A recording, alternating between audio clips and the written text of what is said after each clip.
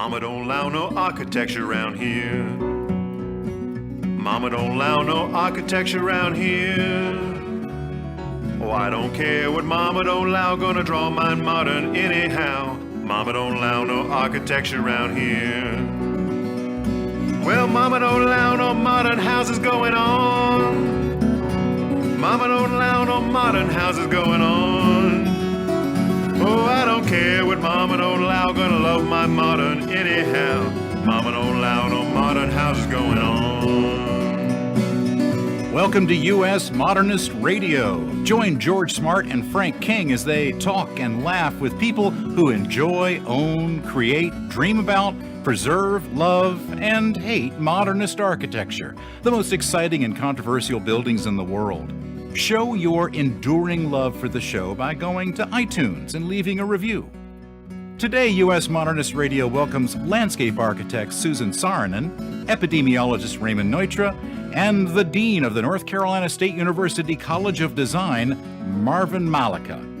And now, the guys who used to think Rim Koolhaas was a Jell-O flavor, George Smart and Frank King. Hey guys, it's episode number 11, and we start out with America's favorite pastime, Netflix.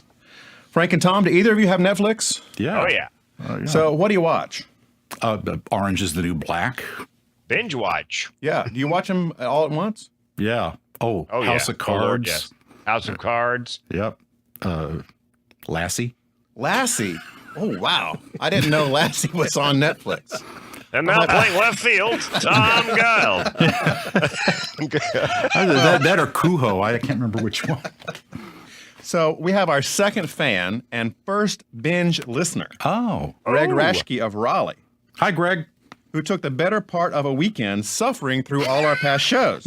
Oh, my Lord, some kind of plea bargain? As a result of this sustained audio torture, Greg is reported in critical condition at Wake Med.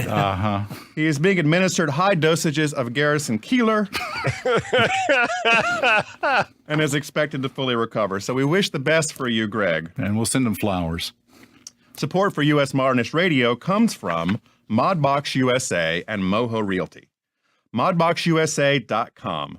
Turn your mailbox into a Modbox with one of Modbox USA's colorful, stylish, retro, mid-century modern mailboxes that complements your home's modern aesthetic and turns going to the mailbox into a big party time. See one now at ModboxUSA.com. Are you having a hard time finding a modernist house?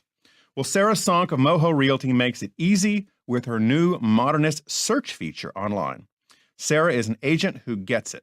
She loves the modernist houses you love with the expertise, experience, and track record to close your deal.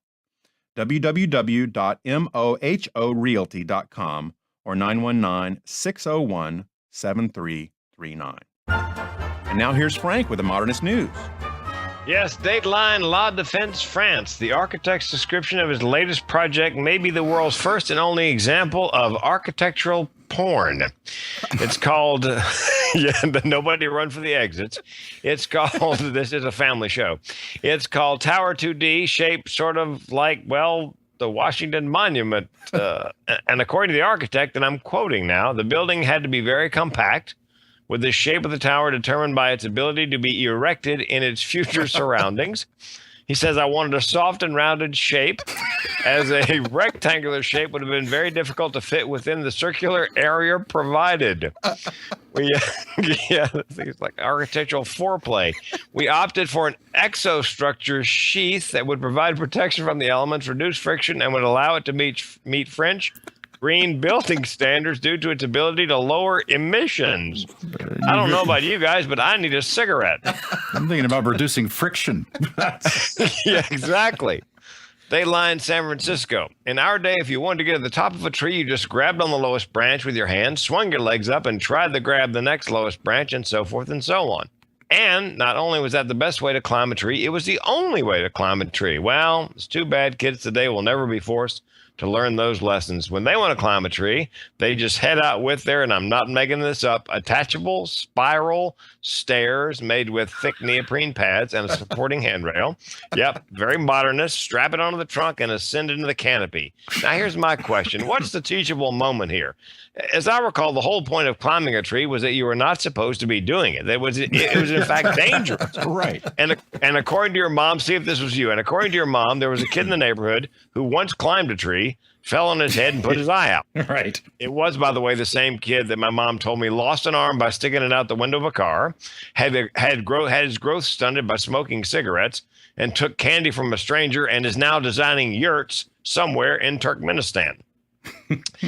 And finally, Dateline Denmark, in a segment I like to call I'm Just Saying, Danish architects have constructed a piece they call the Infinite Bridge. It's for the Sculpture by the Sea Festival in Aarhus, Denmark.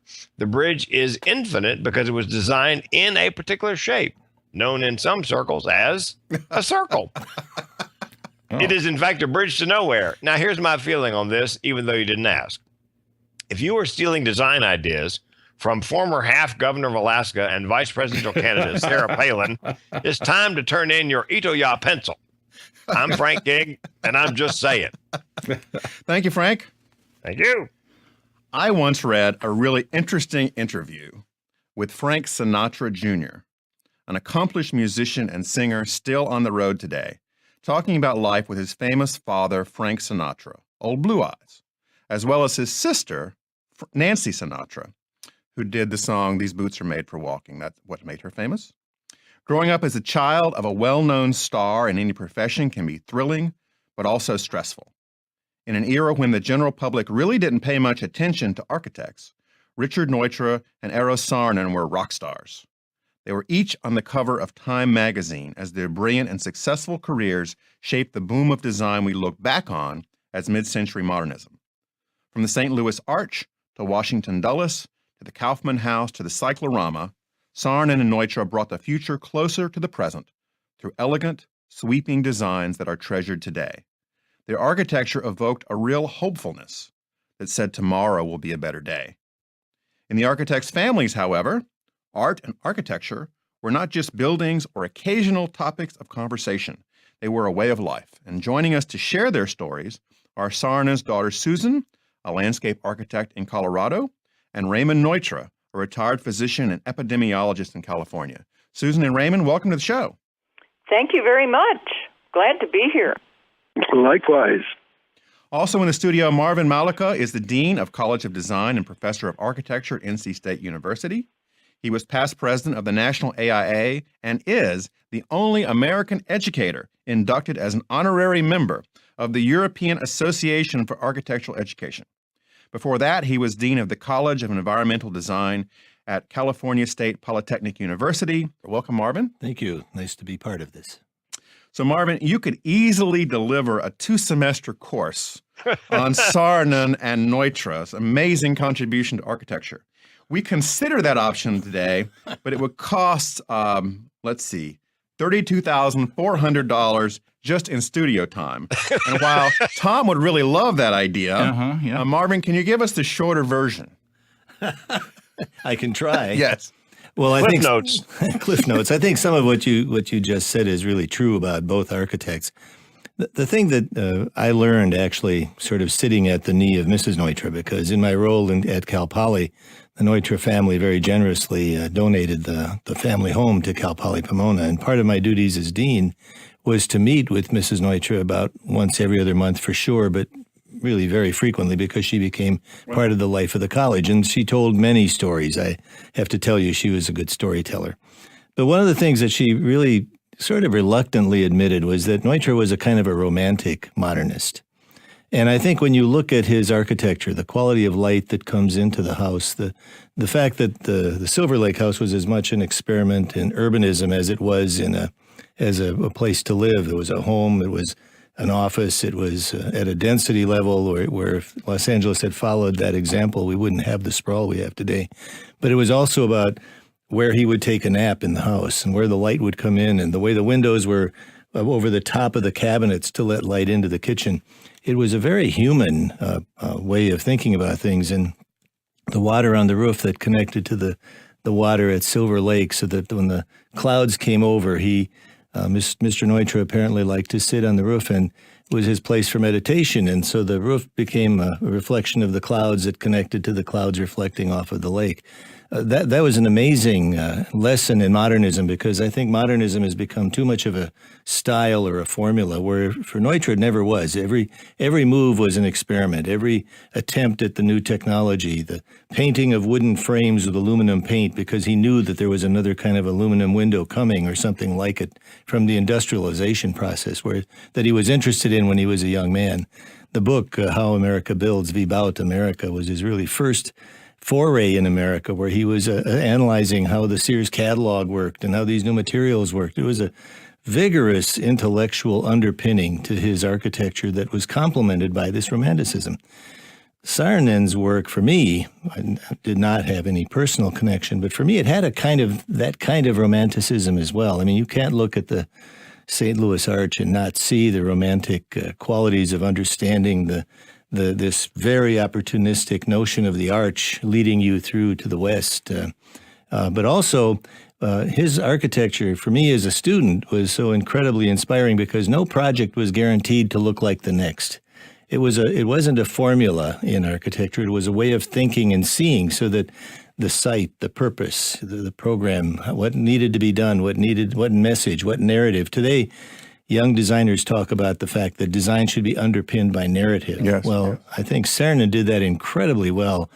And if you look at the TWA terminal, we're still trying to figure out how to deal with that structure, which was done literally not with computers, but by hand.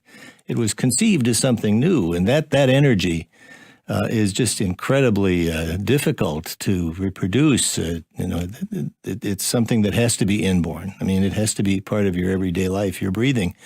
And the connection between Saarinen and Nowitzki, who is important to us here, where they were friends.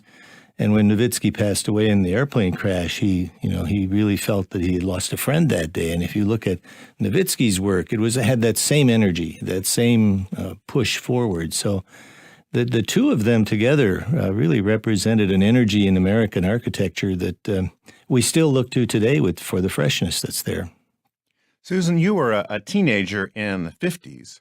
What was life like around the dinner table? I mean, your family really had, each person was sort of a very fascinating individual. Your mother, your grandmother, your grandfather, your father. Tell us a little bit about that. Well, as you know, my grandfather was also an architect, more in the style of arts and crafts. Originally in Finland was called National Romantic Architecture, but it was arts and crafts of a sort. And my grandmother was a weaver and a designer and an interior designer. My aunt was also a very talented interior designer. My mother was a sculptor and artist. And dinner, when we were all together, was about art and architecture. There were conversations about the difference between Hans Arp and Brancusi's work. There was always a conversation about some aspect of art and architecture or a piece of history that had to do with design. And when I was growing up, I had no idea how much I was learning by osmosis. It didn't occur to me that it was that interesting, and yet I learned a whole process by just listening to these people, and everybody had their own discipline. I mean, obviously, the architecture wasn't the only conversation. There was industrial design because everybody was designing furniture to go with the architecture. And one of the things about my grandfather's push was total design, the idea that there was, if you designed a cigarette ashtray, how was it going to look on the table, and how would they relate to one another, and how is the table going to relate to the room, and the room to the house, and the house to the neighborhood? So it was always this conversation about design in a larger context. So when you went over to other families' houses, I mean, did it surprise you that their dinner table conversation was not this provocative? I mean, oh, well, I thought everybody talked about design and architecture, and then when I discovered that people talked about finance or history, it was like, oh, they live a little differently than we do, and they have different conversations. My best friend, when I was growing up in Michigan, when she would come over to my house, she would then go back to her mom and say, "Why does their furniture look so funny?" It was, we were, as a family, we were very comfortable with where we were, but I was only then, in my early teen years, aware that we were a little different from most everybody because our emphasis was completely different. so it wasn't modern furniture for you. It was just furniture. Yeah, it was Daddy's furniture or Farfar's furniture. My grandfather was father's father in Swedish, so we used to call him Farfar. And so it was their furniture or my grandmother's carpets or my mother's sculpture. We were surrounded by this stuff. Although I will tell you, in my teenage years, I hated the setup in my dad's house. Yes. It was when my parents were divorced.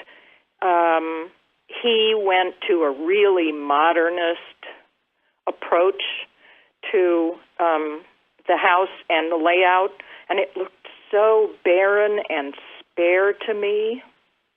It wasn't until I was in graduate school and I actually understood the thinking behind modernist that I began to appreciate fully the environment I had grown up in. Well, that's very mature of you, Susan, but as a teenager, I mean, you must have hated this. I mean, what did you do? Did you throw up some Elvis posters? I mean, how did you respond to this? I just said, "Excuse me, can I go play with Diana?" No, I guess I didn't throw up any posters because that wouldn't have been quite allowed. Yes. You were a rebellious teenager, but you had some limits. I was a polite, rebellious teenager. The most rare species, as a matter of fact. Yeah. You cannot find those anymore, anywhere. This is true. So, Raymond, growing up in your household, you had two brothers, right? Yes. My brother Dion is 12 years older than I am. And my brother Frank, who was autistic, is something like 14 years old. He's died now. So by the time I was around 10, they were in their 20s. And so effectively I was an only child with older siblings. And the structure that Marvin mentioned was where I grew up, and it was a live-work space on a 60 by 70 foot lot that was designed to accommodate 3 households in a small office, all in one location. So unlike lots of kids who don't quite know what their dad and mother did, I was immersed in it. So I knew what my father did, who he did it with, who he did it for, and I would. The client conferences occurred in our second floor living room, and I would sort of eavesdrop from that, or I would wander through the drafting room and knew the people who were there. But there was quite a core of fairly stable people that had worked with my dad for a long time, including people like Sergei Koshin, who was a Russian who had been at the Bauhaus and had squired Le Corbusier around Moscow in the late 20s and early 30s, and then was captured by the Nazis during the Second World War and managed to survive and come to the United States. Or Benno Fischer, who still had his Regensburg concentration camp number on his wrist that he had survived, and people from South America, Texas, you name it, they were all there at work. And I don't remember any family sitting around the table because my dad was working continuously, but there were a lot of dinner parties. My parents were, of course, immigrants, and their way of networking was to invite interesting people to come for dinner, and then there were people from out of town like Alvar Aalto or Enrique Mindlin from Brazil, then they would invite local people to be there. My mom, who was very systematic about this, kept a diary of who was there, what they talked about, and what she sang to them, because she was an accomplished musician and cellist. And the Cal Poly Archives has that diary with about 320 names on it between 1939 and 63 when part of the house burned down. So I would eavesdrop on those visits, and people like Charles and Ray Eames and a variety of interesting people would come through. And because my dad was very interested in human factors and the physiology of perception, there were lots of medical and biological people there, and that's how I ended up going into medicine and then into environmental epidemiology. So, inspired by all this architecture, you went into epidemiology. And I have a question for you as a professional epidemiologist. So, do you see that we're in the midst of a raging epidemic of neo-modernism? Has it come back, and can it be cured, or do we need to just let it proliferate? Well, it's interesting that what was intended as an approach that would allow affordable beauty for everybody is now extremely expensive. So, for example, when my father designed housing for dock workers in San Pedro at the Channel Heights project, he also designed some chair that he called the boomerang chair that was made out of plywood, and that there were even, I think, Popular Mechanics had a publication about how you could go to your garage and build one of these things. But now a German company has reissued these things, and you can get it for, I think, probably around $1,000. Now, Marvin, Saarinen and Neutra were green and sustainable way before these terms sort of got into our lexicon and we had LEED standards and we gave awards for this kind of thing. What kind of things did they do that is now evolved into our sustainable building culture? Well, I'm glad you bring that up, because a really good architect doesn't need LEED certification. And I think when you look at the work of Saarinen, both Saarinens, Eliel and Arrow, and you look at the work of Richard Neutra, you're seeing people who knew where the sun was in the sky. They knew how to provide overhangs. They knew where to place deciduous trees or fir trees into their landscapes. They knew how to provide through ventilation through the house, where to have windows and not to have windows, how to respond to the western sun, the orientation.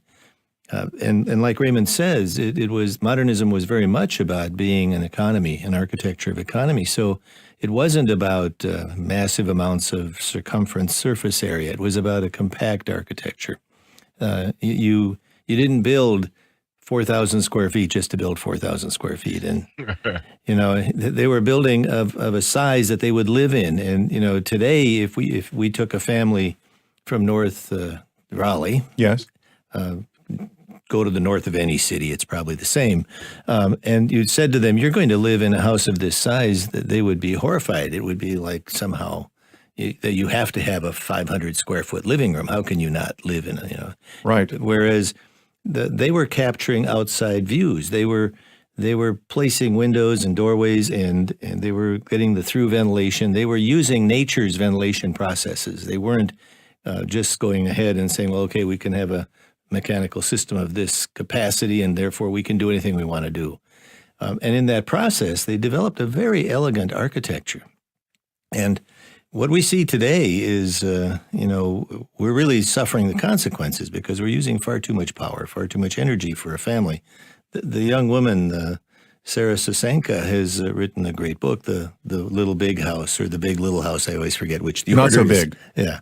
That's a perfect example that we really don't need much more than 1,200 square feet to live in and still be very luxurious in our lifestyle. And the modernists understood that. To your earlier point about where we are with the rediscovery of mid-century modern, I think in some ways we're still very much at the first generation of rediscovery. It still is very much still a style to this generation. When you look at the architecture of Neutra and Saarinen and the descendants thereof, the Eschrichs and the people who followed them, they didn't have wall-to-wall, floor-to-ceiling glass and declare themselves modernists. It just wasn't the way it was done. So we need a generation of this, and we need these young people who are doing this to mature in their architecture so that they have the confidence to build the right size spaces and place the windows more sensitively and adopt a style, an architectural style, a vocabulary, really, that responds to these things. And there was a great book. I remember traveling the country as AI president, and everybody was always asking me about LEED. And I said, well, if there's one book you should all read and pass a test on, it's Victor Olgay's Design with Climate, written in the 1950s. If you can pass a test on that book, forget LEED certification. You don't need it. That didn't make me a friend of USGBC, because I do think USGBC has done us a service. So yes. I don't want to belittle that. But a really good architect, it's in their nature. It's, Neutra, he wrote this book called The Survival Through Design, and it had to do with all of these things. It had to do with the inner workings of the human being psychologically and physically. These things were part of their mentality. It was how they did things. It was how they understood the world and how they understood structures as the intervening between the human being, the need for shelter, and the environment. And the environment wasn't an enemy. It was a friend. You could step outside. You could roll that door, and inside and outside became the same at certain times of the year. The sun hit the window at just the right place during the wintertime, so it warmed the place up. So these are things that in a sense, we went through a generation of forgetting that as an architecture profession, because we could build anything we wanted. All the new materials were rolling in. Starting about the 1970 or so was Exactly. when that forgetting part started. And so we had whole generations of young architects who didn't have to do that. They could build anything they wanted. It's a little bit like what we see with the computer, and can you make all those curved surfaces and do all the things Zaha Hadid does? And the answer is yes. Neutra and Saarinen probably would say, but why? Right. And I think TWA asks the question, why would you do that? And it answers it eloquently. But we don't seem to ask those questions right now, and I think we have to get this generation of architects to mature. Susan, let me ask you, when you were growing up, I understand you spent some time out on Cape Cod and the Wellfleet area, right? Right. Which was home base to Gropius and Marcel Breuer. Did you hang out with them in the summers? I mean, that must have been even better than the dining room table conversations.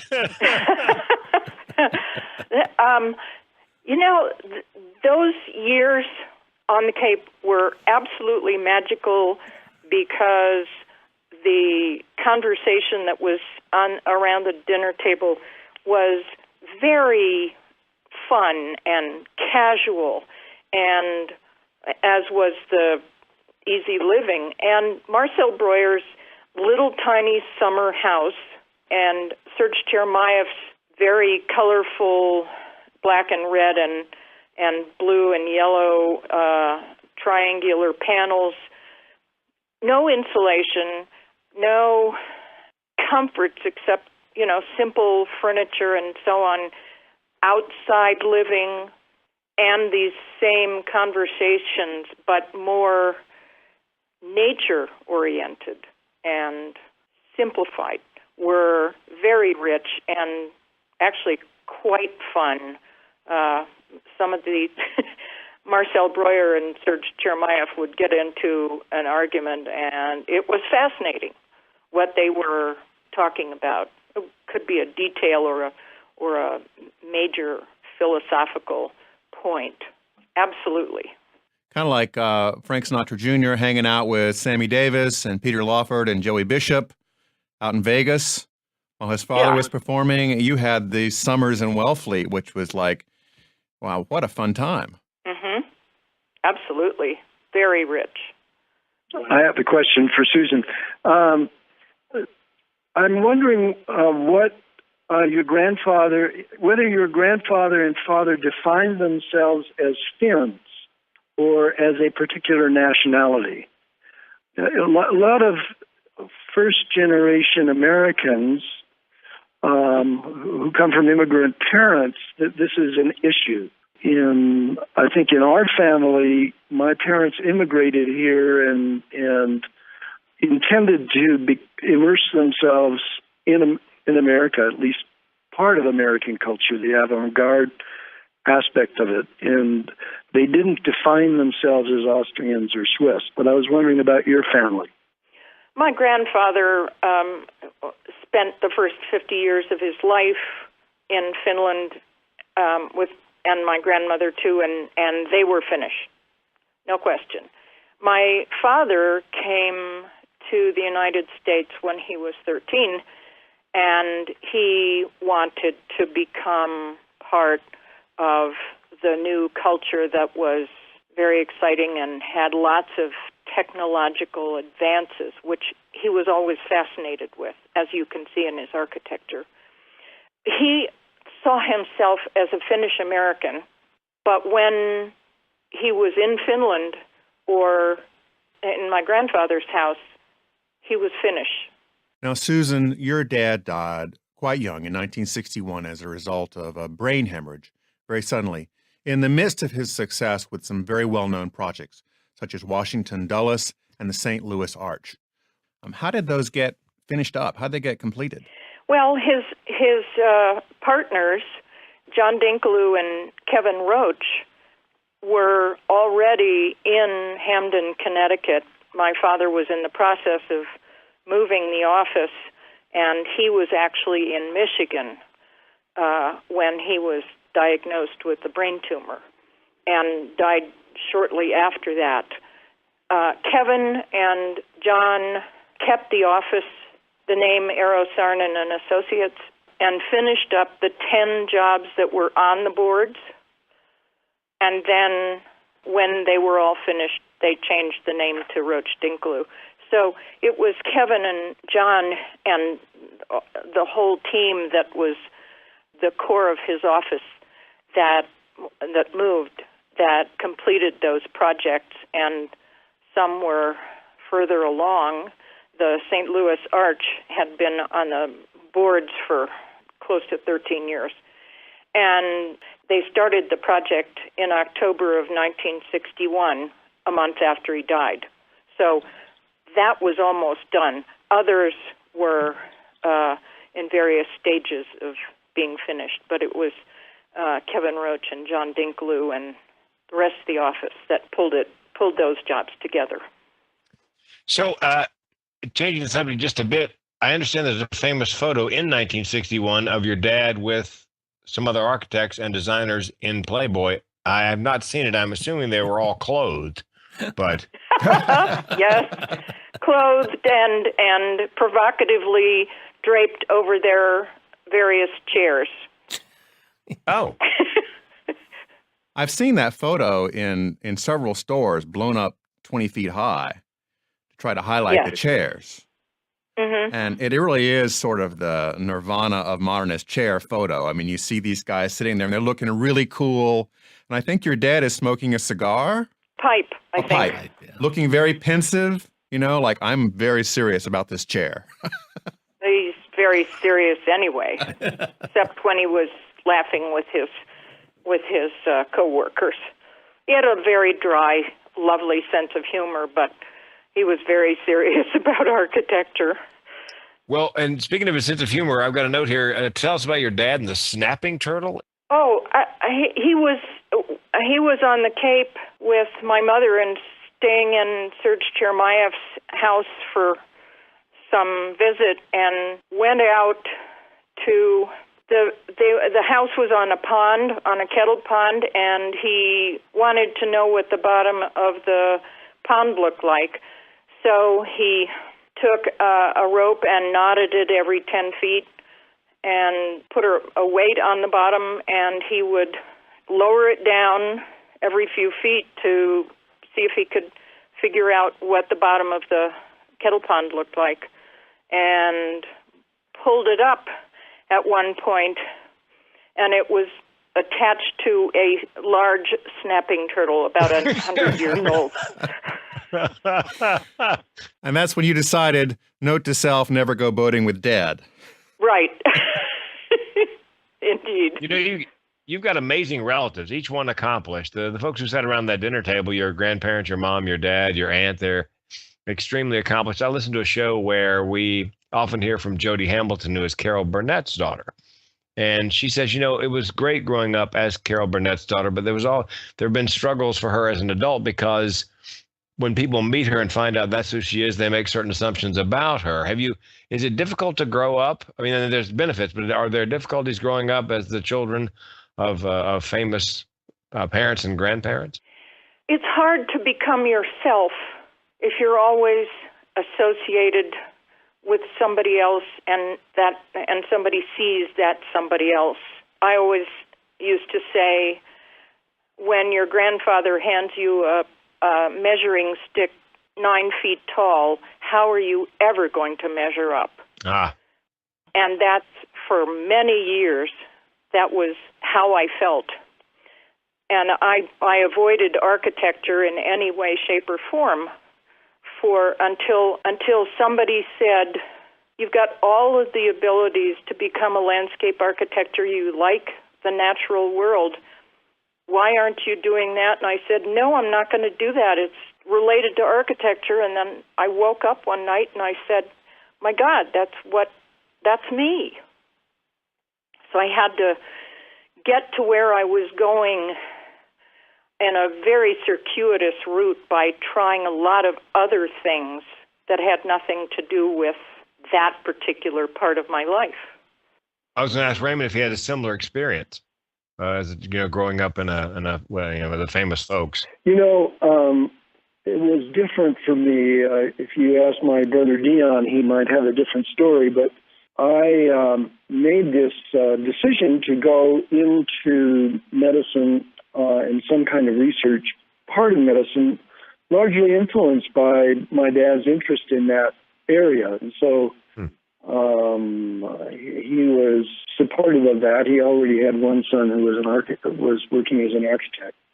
I was brought into the drafting room and taught to draft by this fellow Sergei Korsin that I mentioned, and it was clear that I wasn't very gifted in that direction. So in this other world that I went to, most of the people didn't know much about architecture, and every once in a while someone would know that I was the son of a famous architect, but I went my own way.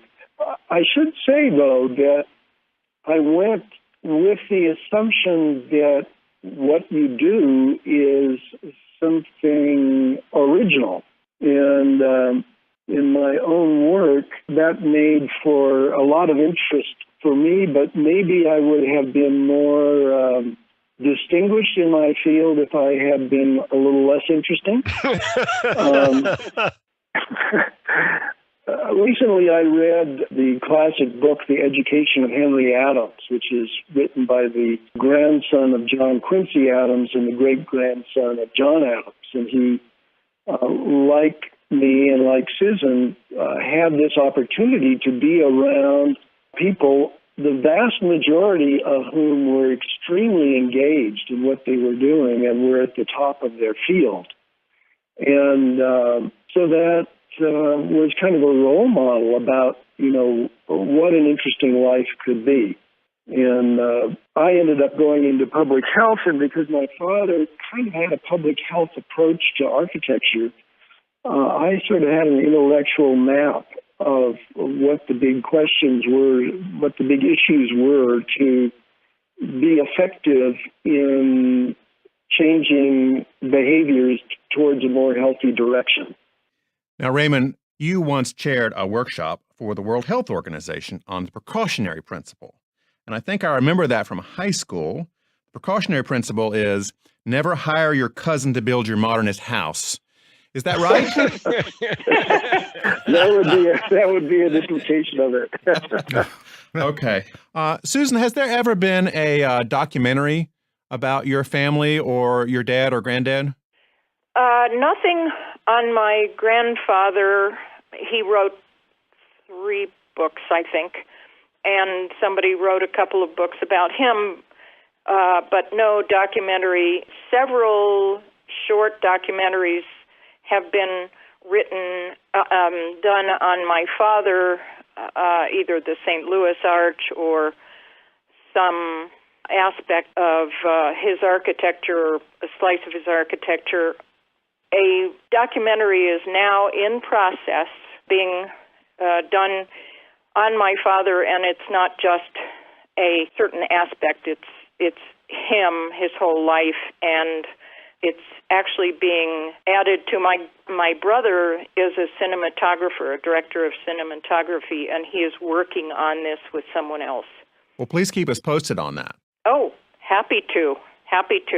Anybody in the architectural world will hear about it when it comes out.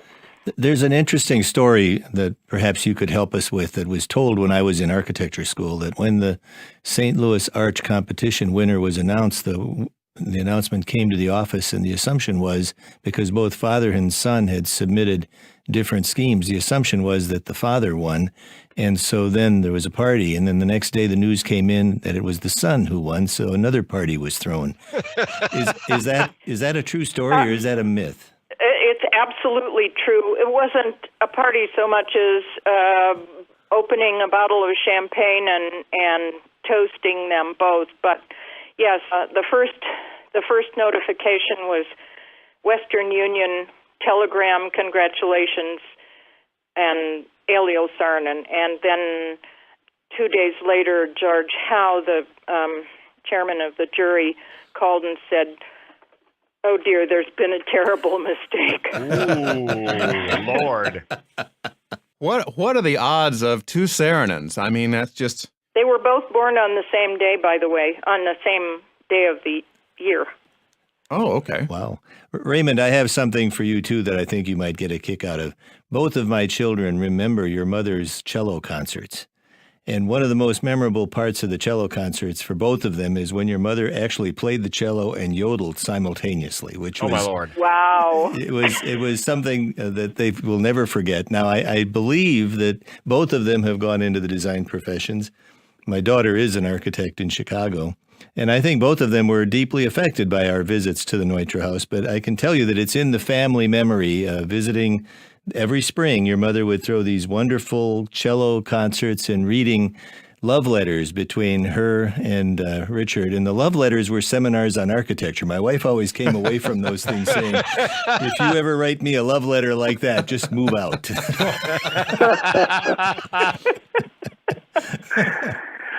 Well, my mom was very central to my dad's career, and I really have a number of very memorable women in the circle of the family. That I have my father's sister, who I never really met because she was in Sweden after leaving Austria after World War II, was an artist. And my mother's sister, who also was the manager of the Neutra office for nearly a decade when I was growing up, had earlier trained as a nurse and had set up a field hospital in Patton's Army, and then was a translator in the War Crimes Commission. And Wow.